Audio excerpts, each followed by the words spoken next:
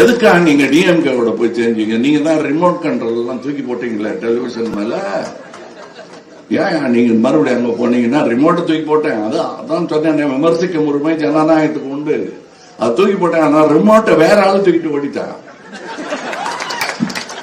ஆகா, அங்க போகக்கூடாதுயா. ரிமோட் ஸ்டேட்டோட இருக்கணும். கல்வியே அப்படித்தான் இருக்கணும். நாங்க நினைக்கிறோம் ரிமோட்டை கொடுப்போம். நாங்க எடுத்துட்டு வா திருப்பி. பரவாயில்ல, நம்ம ஒழிச்சாவது வைப்போம். ஒருத்தர் மேல ஒருத்தர் அடிச்சுக்க வேண்டாம். இனிமே எவனா வந்து தூக்கி போயிட்டான் அப்படின்னு எடுத்த முடிவு. அந்த அலையன்ஸ் புரிஞ்சுங்க. புரியல என்ன சும்மா இருக்கு.